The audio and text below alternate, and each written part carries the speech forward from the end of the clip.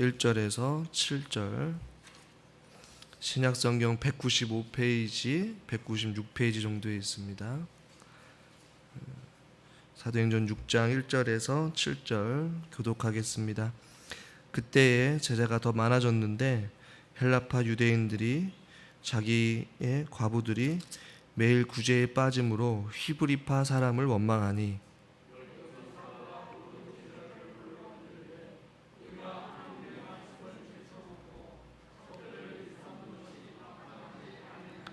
형제들아, 너희 가운데서 성령과 지혜가 충만하여 칭찬받는 사람 7을 택하라.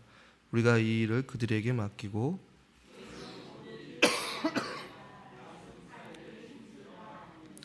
온 무리가 이 말을 기뻐하여 믿음과 성령이 충만한 사람 스데반과 또 빌립과 브로보로와 니가노르와 디몬과 바메나와 유대교에 입교했던 안디옥 사람 니골라를 택하여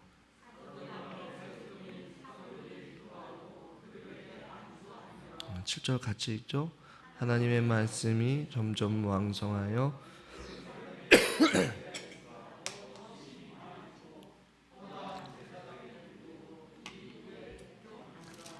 아멘. 수요 저녁 예배에 나오신 여러분들을 환영하고 축복합니다. 오늘 일어난 사건의 전말은 6장 1절에 그때라고 말씀하고 있어요. 여기서 말하는 그때는 누가가 어떠한 그 시점을 특별히 강조하고 있는 것이죠. 우리가 지난 시간에 살펴봤던 사도들이 채찍질을 당하고 예수의 이름으로 말하지 말라는 어떠한 협박과 함께 그들이 등에 피가 질질 흘리면서도 기쁨으로 그 감옥에서 나와서 또 뿔뿔이 흩어지고 각 가정에서든지 개인에서든지 집에서든지 성전에서든지 하나님의 말씀을 가르치고 전파한 것이 5장 42절의 결론이었어요. 그렇게 채찍질과 고난과 아픔 속에서 그들이 주눅들거나 숨어 있지 아니하고 어느 곳에 있든지 간에 그리스도를 전파하고 있는 그때에 6장 1절이 이어지고 있는 것입니다. 그때 어떠한 사건이 일어나게 되는 것이죠. 이 말씀을 준비하면서 우리 성도님들과 헬라파 유대인과 그 다음에 또 히브리파 사람들이 나오고 있어요. 이것을 어떻게 좀 설명할까 생각을 하다가 제가 여기 춘천에 처음 왔을 때에 느꼈던 어떤 감정과 조금 유사한 것 같아요. 이 춘천 지역에는 춘천에서 태어나서 어렸을 때부터 이 춘천에서 계속 한 자리에 머물러서 자랐던 춘천의 토박이들이 있어요. 그리고 다른 지역에서 살다가 또 어떻게 보면 뭐 군부대에서 여기서 춘천을 군부대로 생활했던 분도 계실 것이고 결혼을 해서 춘천으로 온 사람도 있을 것이고 저처럼 타 지역에 있다가 춘천으로 온 사람도 아마 있을 것이에요.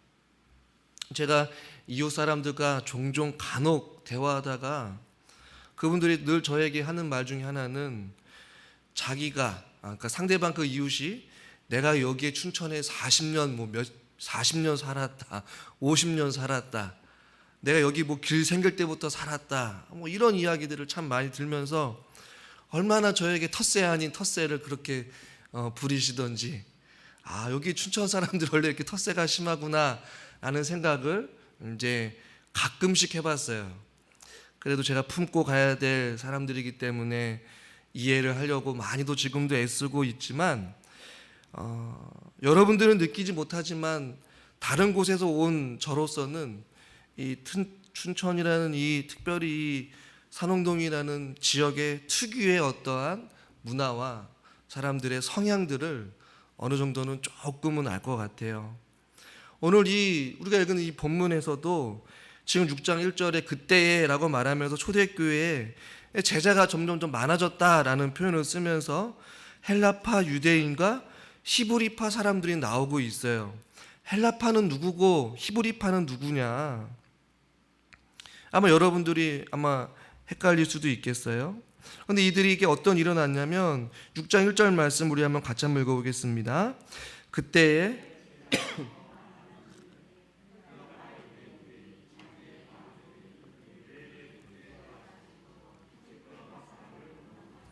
교회 안에 어떠한 원망과 좀 약간의 다툼이 있었던 것 같아요.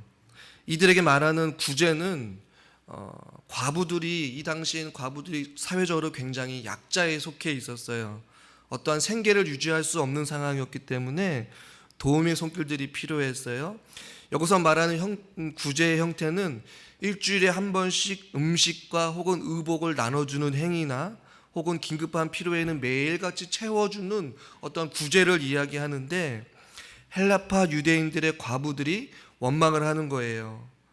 교회의 구제와 봉사, 일주일에 한 번씩 나눠주는 음식이나 옷이나 혹은 긴급한 필요에 의해서 채워주는 이 귀한 물품들이 자기에게는 오지 아니하고 가난한 히브리파 유대인들에게만 국한되었다라는 것을 지금 원망하고 있는 것이에요. 이 원망이라는 단어가 막 대놓고 막 큰 목소리로 분쟁을 일으키면서 원망했다는 것이 아니라 이 나지막하게 이야기하다라는 의미를 가지고 있어요. 약간 투덜댐, 약간 불평 섞인 언어로 왜 우리에게는 왜 이 구제에서 자꾸 제외될까라는 이러한 좀 약간 원망 아닌 투덜거림이 이 초대교회 안에 있었다란 말이죠. 초대교회에 어떤 어려움이 있었냐면 이 당시에 파벌이 조성되었다는 얘기예요. 헬라파 유대인을 여러분 이해를 돕기 위해서 철새 유대인이라고 좀 표현하고 싶고, 히브리파 사람들을 텃세 유대인이라고 저는 표현하고 싶어요. 이 텃세 유대인 사람들과 철새 유대인 사람들이 같이 섞여 살았단 말이에요. 히브리파 사람들은 이스라엘 멸망에도 이스라엘을 떠나지 아니하고 살던 본토배기 사람들을 이 히브리파 사람들, 혹은 제가 조금 여러분 이해를 돕기 위해 텃세를 부리는 유대인, 텃세 유대인이라고 좀 표현하고요. 헬라파 유대인은 이스라엘이 멸망 후에 뿔뿔이 각자 흩어져서 살던 자들, 디아스포라라는 사람들인데, 이 사람들은 철새와 같이 이리저리 떠다니는 철새 유대인이라고 좀 생각하면 좋을 것 같아요. 헬라어를 모국어로 사용하는 헬라파 유대인과 히브리어를 모국어로 사용하는 그 유대인들이 이 지금 초대교회 한 자리에 모여서 지금 어떤 공동체를 이루고 있는 상황이란 말이에요. 물론 교회 안팎으로 히브리파 사람들 혹은 텃세를 부리는 그 유대인들이 절대 다수를 차지하고 있었고, 헬라파 이 유대인들은 그렇게 많지는 않았지만, 중요한 건 오늘 본문의 초대교회에 이 헬라파 유대인과 히브리파 유대인 사람들이 같이 뒤엉켜서 지금 생활을 하고 있다라는 것이에요. 그런데 절대적으로 우세한 이 히브리파 사람들이 헬라 사람들의 그 과부에게 구제가 지금 계속해서 진행되어지지 않다 보니까, 자꾸 빠지다 보니까 원망이 생긴다라는 것이죠. 오늘 이 본문을 통해서 우리가 먼저 살펴볼 것은 무엇이냐면, 이 초대교회 안에도 완벽한 교회는 아니었다라는 얘기예요. 사람이 모인 곳에 얼마든지 이러한 당파의 문제가 늘 있다라는 것을 우리에게 경각심을 주는 것 같습니다. 서로의 마음이 맞고 성격이 비슷해서 잘 맞는 사람들이 있는 반면에, 지금 모두 다가 은혜로 충만하고 예수님을 믿고 표적과 기사를 경험하고 어떠한 모진 고난과 채찍질을 당했음에도 불구하고 계속해서 사람들이 늘어나고 있는 이 지금 부흥하고 있는 이 초대교회에 지금 원망이 지금 있음을 우리에게 말씀해 주고 있는 것이에요.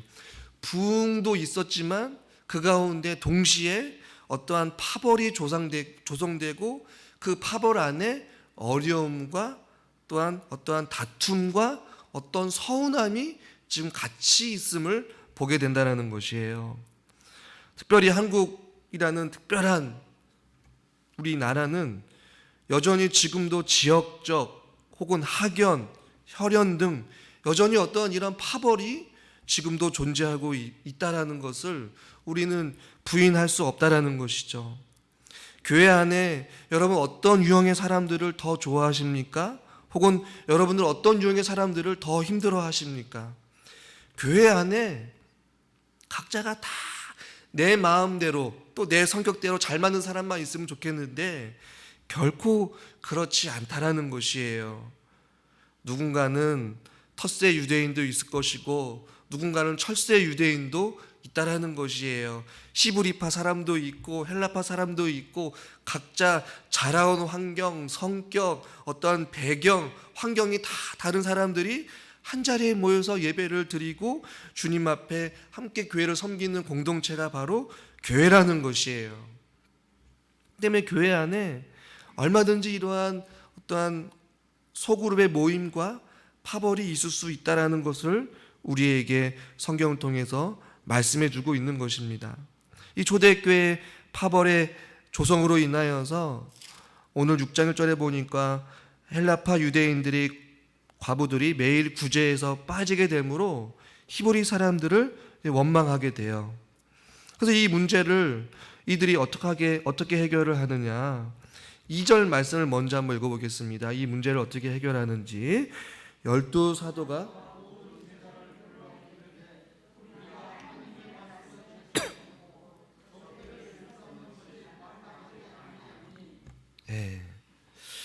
먼저 이들이 문제를 어떻게 해결하냐면 문제를 보고 원인을 남에게서 찾지 아니하고 자기 자신들에게서 찾고 있는 모습을 보게 된다는 것이에요. 이 초대교회의 모습을 통하여서 제가 분명히 말씀드리지만 이 땅 가운데 문제 없는 교회는 없다라고 말씀을 드렸어요. 아무리 은혜스럽고 아무리 부흥하고 성장한다 할지라도 사람이 모인 곳에는 항상 문제가 있기 마련인데 이 초대교회의 이 조그만한 이 원망과 어떠한 구제의 문제로 인하여서 문제를 맞이했을 때에 사도들이 어떻게 문제를 해결하냐면 먼저 그 문제를 보고 누군가를 탓하고 있지를 않고 있고 먼저 자기 자신의 모습들을 되돌아보고 있음을 우리는 보게 돼요. 12사도들이 제자들을 불러 이르되 누가 이 구제를 했느냐라고 지금 사람들을 걸러내거나 왜 헬라파 유대인 사람들에게 구제를 하지 않았냐라고 책망하거나 책임을 묻거나 원인을 규명하거나 문제를 문제화시켜서 그것들을 해결하려고 하고 있지 않다라는 것이에요. 오늘날 우리들이 이런 문제를 당하게 되면 먼저 누군가는 상처를 받게 돼요. 왜 나는 배제되었을까? 왜 내 이름은 빠졌을까? 왜 나는 이럴까?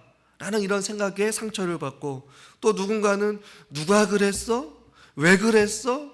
이유를 묻고 따지다 보니까 또 다른 다툼이 일어나게 되고 서로에게 책임을 묻고 환경을 탓하고 책임을 전가하는 그러한 일들로 문제를 해결하고 있는 것이 아니라 초대교회 지금 사도들은 뭐라고 말씀하고 있냐면 2절에 우리가 잘못했다라는 것이에요. 우리가 하나님의 말씀을 제쳐놓고 절대를 일삼는 것이 마땅하지 아니하였다 라고 말씀하고 있는 것이에요. 아니나 다를까 사도들은 그리스도의 복음을 전하다가 사람들이 점점 많아지다 보니까 그 가운데 과부들도 있었고 그 가운데 히브리파, 헬라파 과부들이 많이 있었는데 그들 눈안에는 그들이 익숙한 그 자리에 본토백이인 히브리파 유대인들에게 더 관심이 있었고 마음이 있었던 것 같아요. 그리고 말씀을 가르치고 기도에 전념해야 될 사도들이 이제는 구제를 하나님의 말씀보다 더 앞에 놓음으로 인하여서 그들이 잘못했음을 지금 인정하고 이야기하고 있는 것이에요. 2절 말씀을 다시 한번 보십시오. 그 문제를 누군가를 탓하거나 누군가를 원망하지 아니하고 뭐라고 말씀하는지요. 2절 다시 한번 읽겠습니다. 12사도가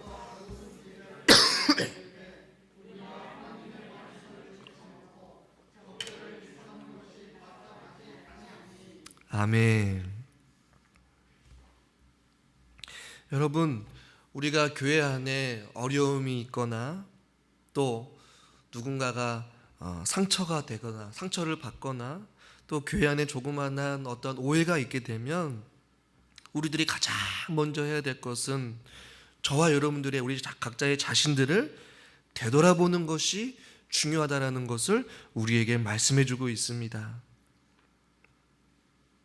나는 잘났고 나는 저 사람과 아무런 상관없고 나는 잘못한 게 하나도 없으니까 늘 언제나 나는 배제해놓고 생각하는 경향들이 제한에 있음을 보게 돼요. 성도들 안의 문제는 나랑은 전혀 상관없으니까 이렇게 생각하면 안 된다는 것이죠. 왜요? 저와 여러분들은 그리스도 안에서 한 형제요 자매이기 때문에 우리가 교회 안에 어떤 일이 있든지 간에 우리가 그 문제를 문제로 삼고 그 문제의 자잘못을 따지기에 앞서서 저와 여러분들이 먼저 각자 자신들을 돌아보는 저와 여러분이 될 수 있기를 주님의 이름으로 간절히 축원합니다. 아담과 하와를 보면요, 하나님 앞에 범죄했을 때 자기의 잘못을 인정하기보다는 서로가 서로를 탓하고 결국에는 그것이 누구에게까지 가게 됐냐면 하나님이 지어주신 저 여자가 나로 하여금 선악과를 먹겠다라고 하나님을 향하여서 원망을 하게 되었음을 보게 돼요. 여러분, 사단은 자꾸만 우리들로 하여금 문제를 던져주고 서로가 서로를 헐뜯고 서로를 탓하고 서로를 원망하고 또 결국에는 하나님을 향한 원망까지 가게 해서 교회를 어지럽히는 것이 사단의 계획이겠지만, 오늘 초대교회에 이 지금 부흥의 불길이 일어나고 제자들의 수가 많아지고 있는 이 상황 가운데에 이 구제의 문제로 어려움을 겪고 있는 이 사도들은 자기 자신들을 되돌아보면서 지금 그 문제를 찾고 있는 것이에요.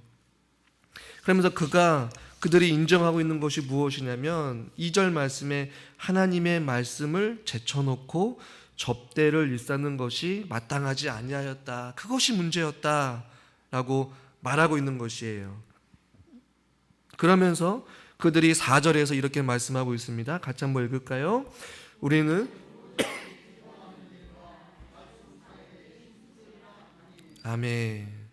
그들이 부족했던 자기 자신들을 되돌아보고 자기 자신의 문제점을 발견하고 많은 성도들 앞에 그들이 고백을 합니다. 우리는 오로지 기도하는 일과 말씀 사역에 힘쓰겠다. 사도들이 해야 될 일은 바로 말씀과 기도였다라는 것이에요. 그런데 오늘 이 4절 말씀에서 어떻게 보면 교회의 가장 중요한 1차적인 교회의 존재의 목적까지도 우리에게 말씀해 주고 있는 것 같아요. 물론 교회 안에 어려운 사람들이 있으면 실질적으로 돌봐주어야 하는 것은 맞습니다. 그러나 그것이 교회의 첫 번째 우선순위는 아니라는 것을 우리에게 또한 말씀해 주고 있는 것이에요. 하나님의 말씀을 미루어서는 안 된다는 것이죠. 교회의 1차적인 임무는 기도와 말씀이라는 것을 우리에게 말씀해 주고 있는 것입니다.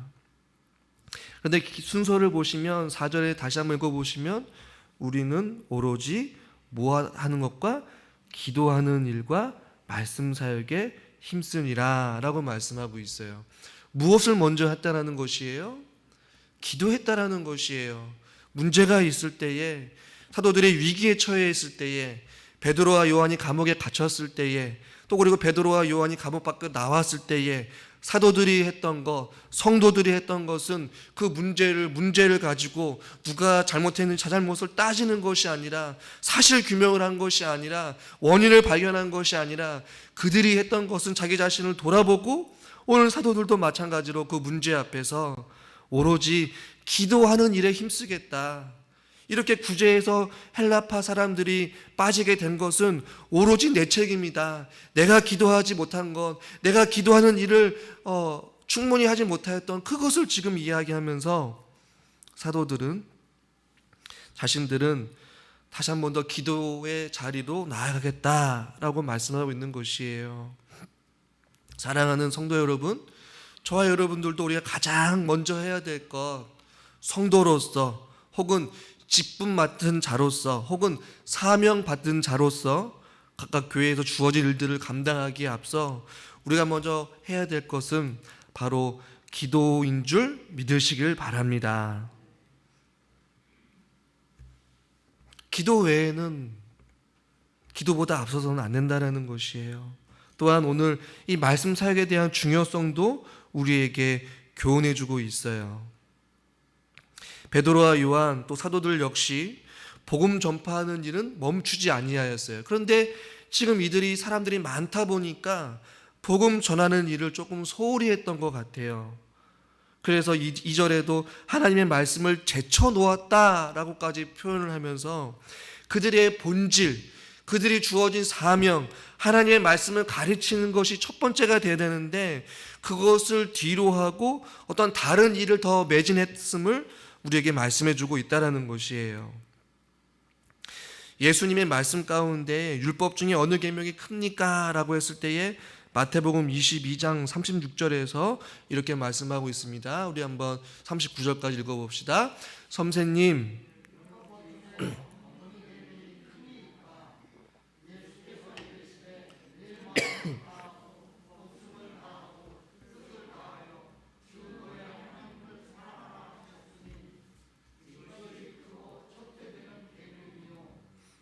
는 그와 같으니 내 이웃을 내 몸과 사랑하라. 아멘. 여러분, 무엇이 먼저입니까? 하나님의 사랑이 먼저입니까? 이웃 사랑이 먼저입니까? 첫째는 하나님을 사랑하는 것이요, 둘째는 이웃을 사랑하는 것이에요. 하나님의 사랑이 먼저고 둘째 계명은 첫째 계명 뒤에 나온다는 것입니다. 무엇입니까? 성도들에게 구제를 하는 것, 성도들을 돌보는 것 물론 중요합니다. 그러나 교회의 본질, 또 목회자의 본질, 또 우리 직분자들이 맡은 자들이 해야 될 것은 무엇이냐면 먼저 말씀으로 우리가 충만해야 되는 것이고 말씀을 가르쳐야 되는 것이고 교회 안에서 말씀이 제대로 선포되어야 되는 것이고 말씀을 가르치는 어떤 직분자들과 사명자들 역시 말씀과 기도로 충만한 상태로 주님의 일들을 감당해야 된다라고 오늘 성경 우리에게 말씀해 주고 있는 것이에요.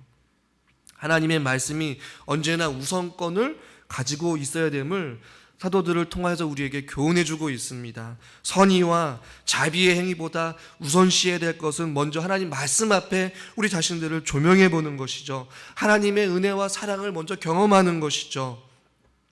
사람 앞에 하나님이 먼저라는 것입니다.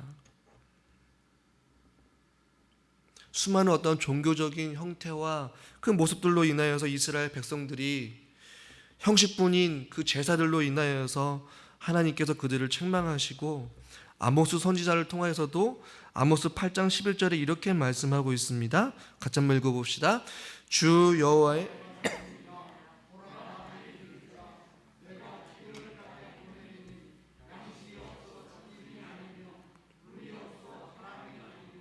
여호와의 말씀을 듣지 못한 기갈이라. 여호와의 말씀을 듣지 못한 기갈이라 라고 말씀하고 있습니다. 여러분, 이것은 우리에게 아주 중요한 것을 교훈해 주고 있는데요. 교회는 말씀과 기도로 먼저 충만해야 되고 또 한편으로는 정말로 어려운 이웃들을 돕는 구제에도 힘써야 되고 선교에도 힘써야 됩니다. 이것들이 균형 있게 또 은혜 가운데에 지혜롭게 잘 어울러져 가야 되는데 어디 한쪽으로 치우치게 되면 반드시 교회 안에 문제가 생김을 우리에게 표현해 알려주고 있다는 것이에요.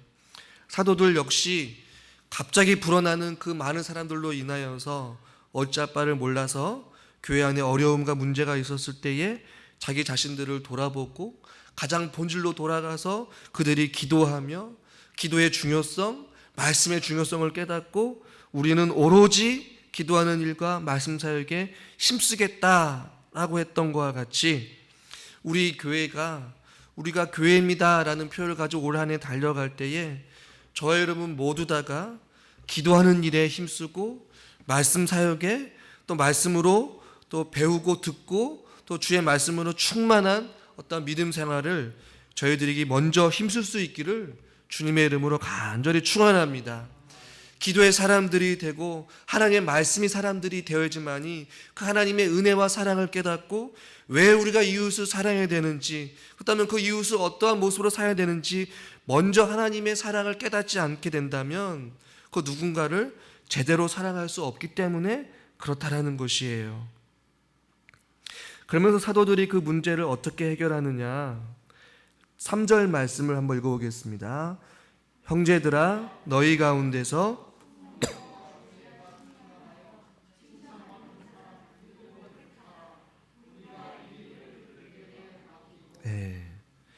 그들이 자기 자신들이 다 감당하지 아니하고 서로의 짐을 나눠주기 위해서 형제들에게 부탁을 하고 있습니다. 사도들이 뽑지 않아요. 3절을 잘 보시면 조건은 성령과 지혜가 충만하여 칭찬받는 사람 7을 택하라라고 말씀하고 있어요. 잘 보시면 교인들로 하여금, 성도들로 하여금 직접 선출하게 합니다. 누군가를 사도들이 추천하지도 않아요. 여러분들이 보시기에 성령과 지혜가 충만한 칭찬받는 사람들을 여러분들이 선택하십시오 라고 사도들이 이야기를 합니다. 사람들을 세우거나 뽑을 때에 목회자가 또 당회에서 뽑다 보면 때로는 목회자도 또 장로님들도 실수하고 또 못 볼 수도 있잖아요. 그러다 보면 또 누군가는 세우고 누군가는 세우지 않아서 또 상처가 되고 또 때로는 시험에 들기도 하고 그런 경우도 종종 있어요. 그러나 오늘 이 본문을 통해서 알 수 있는 좀 중요한 원리는 뭐냐면 성도들에게 그것을 지금 사도들이 맡기고 있어요. 어떤 특정한 조건이 없어요. 성령 충만하고 지혜 충만한 칭찬받는 사람들을 택하라 라고 사도들에게 말하고 있는 것이죠. 그런데 그 조건에 5절을 보십시오. 우리 5절 한번 같이 한번 읽겠습니다. 온 무리가 이 말을 기뻐하여, 여기까지요. 온 무리가 어떻게 했다고요? 이 말을 기뻐하였다라고 말씀하고 있어요. 사도들이 어떤 당시의 상황을 알고 분명하게 그 문제를 지혜롭게 판단하고 결정합니다. 사도들이 내가 사도들이니까 내가 임명한 사람들을 세우십시오라고 이렇게 강압적으로 강제적으로 하지 아니하였어요. 그들은 철저하게 자기 자신들을 되돌아보고 자기 잘못을 인정하면서 지혜롭게 그 문제를 해결하고 사람들로 하여금 모두 다가 기뻐할 만한 그러한 방법을 제시하여서 이 문제를 해결하고 있다는 것이죠. 그런데 중요한 것은 여러분 5절 말씀을 다시 한번 읽어보겠습니다. 온 무리가 이 말을 기뻐하여 믿음과 성령이 충만한 사람 스데반과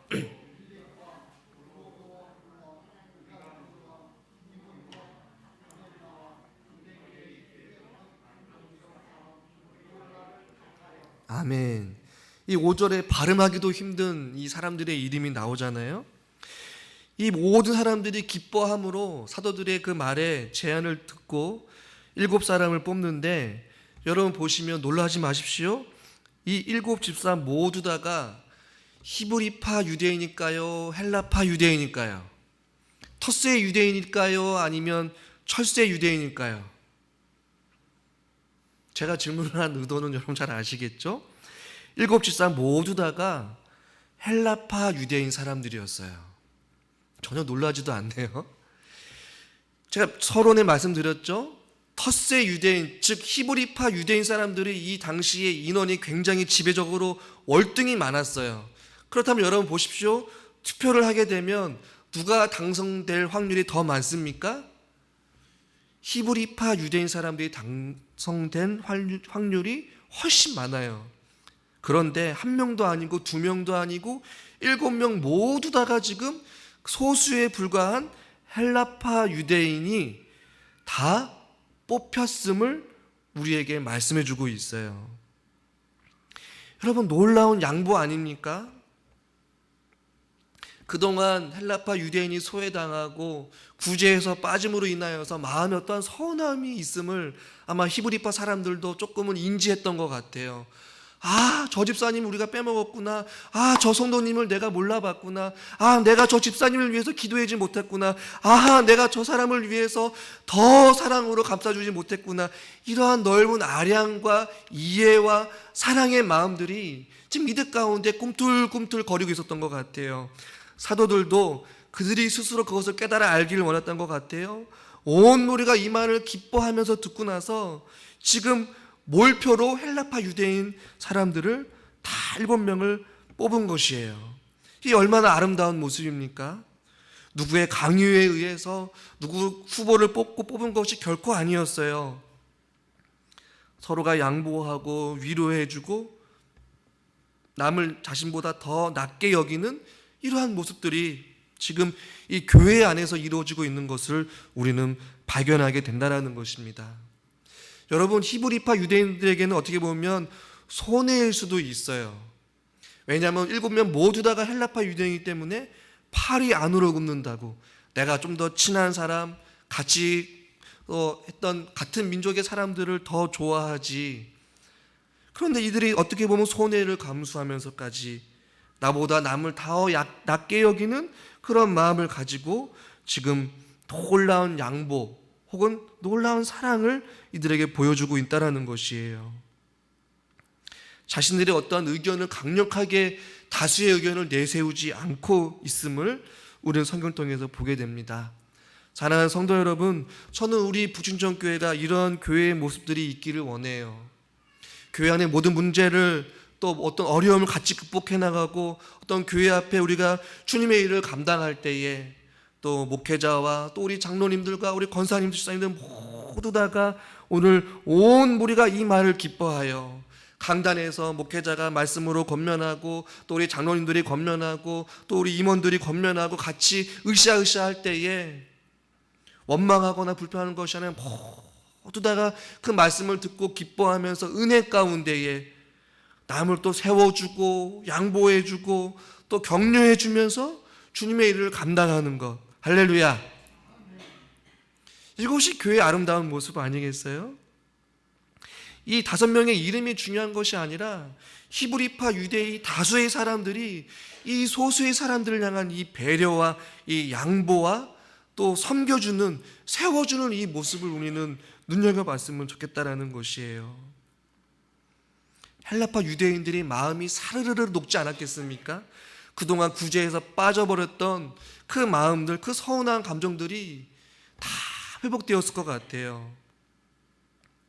그리고 사도들은 이 7 집사를 통하여서 오히려 더 많은 사람들을 가르치고 기도하는 일에 전념하게 되었고, 이 7 사람들을 통하여서 어떠한 결과를 일어나게 되느냐. 7절 말씀을 같이 한번 읽겠습니다. 하나님의 말씀이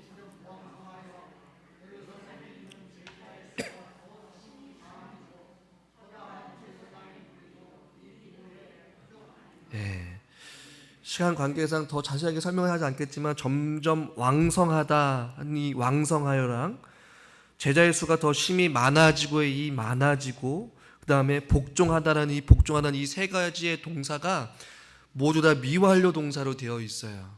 즉 무엇이냐면 하나님의 말씀이 점점 왕성해진 것, 교회 안에 말씀이 계속해서 풍성해지는 것이 계속해서 이어지고 있고, 사람들이 제자의 수가 점점 늘어나고 있고, 아멘 좀 해보세요. 할렐루야.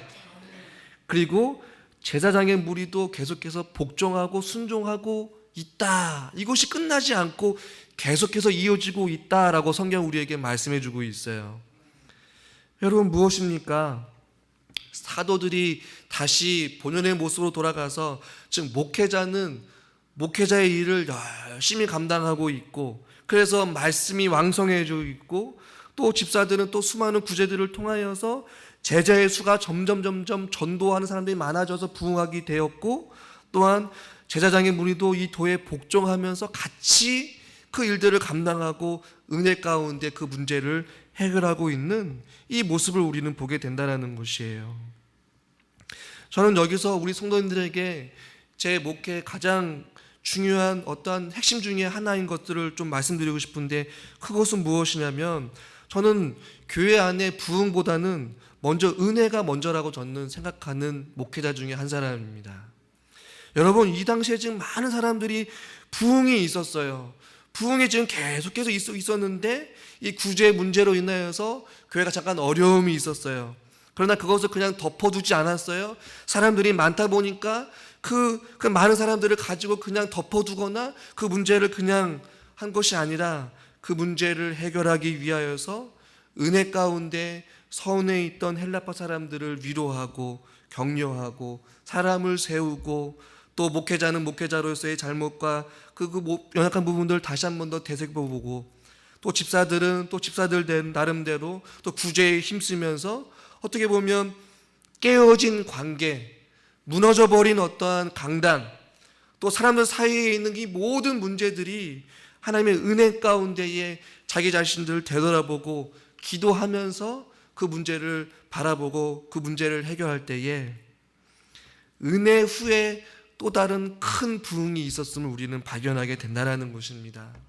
여러분, 그렇기 때문에 우리들이 먼저 해야 될 것은 우리 안에 보이지 않는 우리 자신들의 삶을 되돌아보면서 우리가 말씀과 기도로 거룩한 삶을 살아가고, 또 그동안 우리가 제대로 하지 못하였던 서로를 돌아보는 그러한 모습들, 나보다 남을 낮게 여기고 깨어진 관계가 회복되어지고 교회 안에 서로가 서로를 위한 그 사랑의 공동체로 하나 되어질 때에 그 후에 부흥이 있다라는 사실을 우리는 잊지 말아야 된다는 것이에요. 여러분, 이 혼란 어떠한 어려움의 문제를 해결하는 과정 이후에 이제 몇 주 후에 살펴보겠지만 사도행전 7장과 8장과 9장에 어떤 일들이 일어나게 되면, 사도행전 7장에서는 이 7 집사 중에 스데반 집사의 설교가 나오고요. 사도행전 8장에서는 사마리인에게 전도할 헬라파 유대인 빌립이라는 사람도 나오고요. 또 사도행전 9장부터는 헬라파 유대인 사도 바울의 회심까지 이어지게 되는 이 놀라운 일들이 일어나게 돼요. 그동안 이 당시에 히브리파 유대인 사람들을 중심으로 교회가 운행되었던 그것들이 이 오늘 본 사건을 통하여서 7 집사인 헬라파 유대인 이 사람들을 세움으로써 7장 8장 9절에 폭발적인 헬라파 유대인들의 어떠한 섬김과 사역들이 일어나게 되고 땅끝까지 이르러 증인이 되어지는 복음의 폭발적인 역사가 이제는 바울을 통하여서 일어나게 됨을 보게 됩니다. 저는 이 사건이 어떻게 보면 시작점이라고 봐요. 어떤 학자도 이 초대교회 안에 있는 이 문제들을 해결하고 나서 사람을 제대로 세웠을 때에 일어나게 되는 놀라운 일들, 그래서 바로 본문은 아니지만 사도행전 6장 8절에 이제 스데반이 나오기 시작해요. 그리고 사도행전 7장에서는 스데반의 긴 설교가 나오기 시작하는 것이죠. 사랑하는 우리 성도 여러분, 저는 우리 교회도 우리 안에 먼저 하나님의 은혜와 자비가 또 회복의 은혜가 있기를 저는 주님의 이름으로 축원합니다.